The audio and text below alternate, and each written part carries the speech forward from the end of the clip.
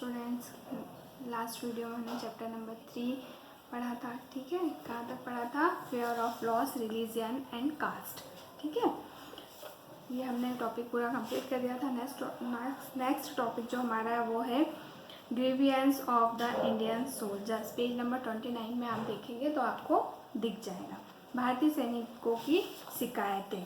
British सरकार की भारतीय फौजों में 8 में से जो यूनिट होती थी सोल्जर्स की, उसमें 8 में से 7 सोल्जर्स कौन होते थे? इंडियंस होते थे।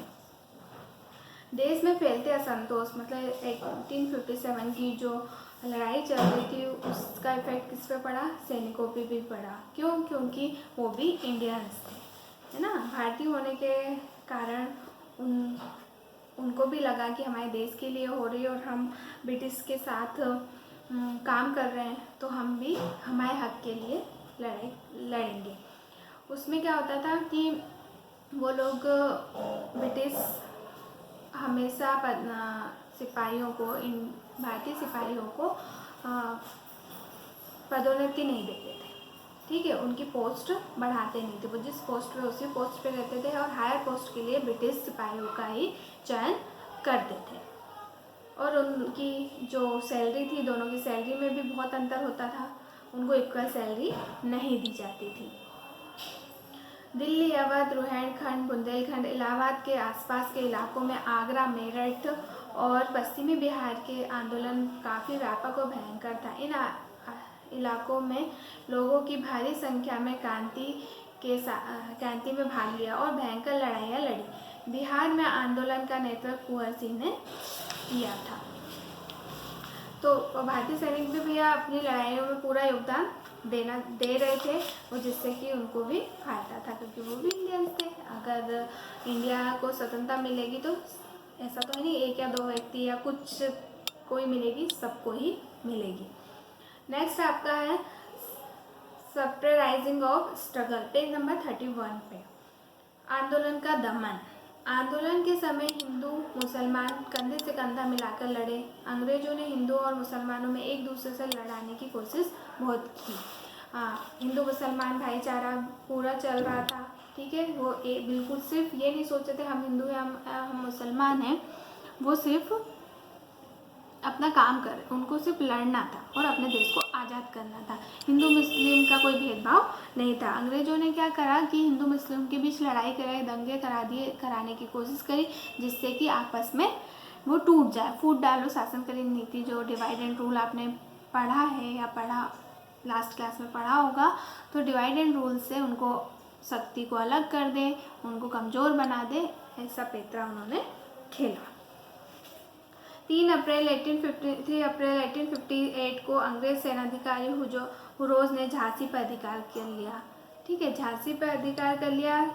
रानी लक्ष्मीबाई और तात्या टोपे 4 अप्रैल को कल्पी पहुंचे, किंतु मई 1858 में कल्पी पर भी अंग्रेजों की सेना ने अधिकार कर लिया। रानी लक्ष्मीबाई व नेताओं के ग्वालियर के किले पर अधिकार कर लिया। जून 1858 में ग्वालियर पर अंग्रेजों ने अधिकार करने का प्रयास किया। तात्या टोपे मध्य प्रदेश और रानी लक्ष्मीबाई ने अत्यंत वीरता से उनका सामना करा और वीरगति को प्राप्त हुई। तात्या टोपे मध्य प्रदेश के राजस्थान के अंग्रेजों में 2 साल तक लड़े। 1858 में गंभीर रूप से घायल होने के बाद कुंवर सिंह की मृत्यु हो गई। 1858 के अंत में आंदोलन को निर्धारित कर लिया, मगर पुनः शांति स्थापित करने में अंग्रेजों को कई साल लग गए। नेक्स्ट आपका टॉपिक है cases of fair of the struggle. स्वतंत्रता संग्राम की असफलता के कारण। स्वतंत्रता संग्राम की जो लड़ाई की गई उसके असफलता के क्या कारण थे? ठीक है, 1857 के आंदोलन का भारतीय इतिहास में गौरवशाली अध्याय है। ठीक है, पहली बार देश के विभिन्न भागों के बीच एक ऐसे शासन के खिलाफ एकता स्थापित की, सबने एकजुटता स्थापित करी। ये आंदोलन जो सबका शत्रु था, मतलब सब एक थे और सबका शत्रु कौन था? ब्रिटिश रूलर या ब्रिटिश शासक। आंदोलन में अनेक नेता और योद्धा उभरे, जिनकी वीरता तथा बहादुरी में उन्हें अमर बना दिया गया। वो खूब लड़े, ठीक है, अपने देश के लिए उन्होंने बहुत लड़ाइयाँ लड़ी। रानी लक्ष्मीबाई, कुंवर सिंह, तात्या टोपे, बख्त खां जैसे नेताओं की वीरता आगे की पीढ़ियों के लिए प्रेरणा तथा देश प्रेम का स्रोत बनी। लेकिन आंदोलन में कुछ बुनियादी कमजोरियाँ थी। ठीक है, वो लड़े लेकिन फिर भी कुछ कमियां रह जाती हैं। कोई एकदम परफेक्शन तो था नहीं, अगर परफेक्शन होता तो अंग्रेज़ों को बाहर कर दिया जाता। हर चीज़ में कुछ ना कुछ कमी रह जाती है, ऐसे इसमें भी एक कमी थी जिसके कारण सफल होने की कम उम्मीद थी। विद्रोह का नेतृत्व राजा और जमींदारों के हाथ में था। उनमें से अनेक आंदोलन में इसलिए शामिल हुए थे क्योंकि ब्रिटिश शासन उनके अस्तित्व के लिए खतरा बन गया था। स्वतंत्रता संग्राम में नेता यद्यपि विदेशी शासन को उखाड़ फेंकने के लिए लड़ रहे थे। उस समय भारत की राजनीति चेतना की कमी थी। सन 1857 में स्वतंत्रता संग्राम के साथ भारतीय इतिहास का एक युग समाप्त हो गया। 18वीं सदी में भारतीय राजनीतिक व्यवस्था में अंतर पूरी तरह खत्म कर दिया। जिस भारतीय राज्यों पर अंग्रेजों का कब्जा नहीं हुआ था उन्हें कायम रहने दिया गया, मगर उनकी स्वतंत्रता को खत्म कर दिया गया।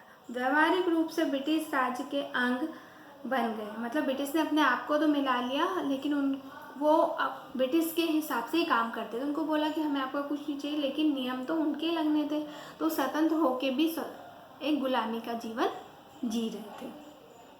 ब्रिटिश सरकार ने भारतीय साम्राज्य के सीधे शासन करना प्रारंभ कर दिया। भारत के प्रति ब्रिटिश शासकों की नीतियां तथा भावनाओं में अनेक परिवर्तन हुए थे।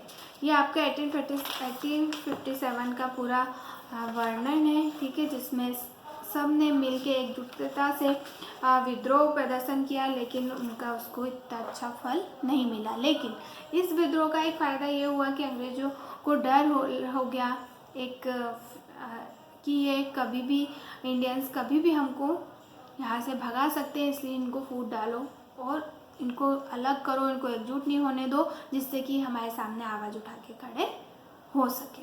तो ये चैप्टर आपका कंप्लीट हो गया है। ठीक है, नेक्स्ट वीडियो में हम नेक्स्ट चैप्टर स्टार्ट करेंगे। Thank you, bye.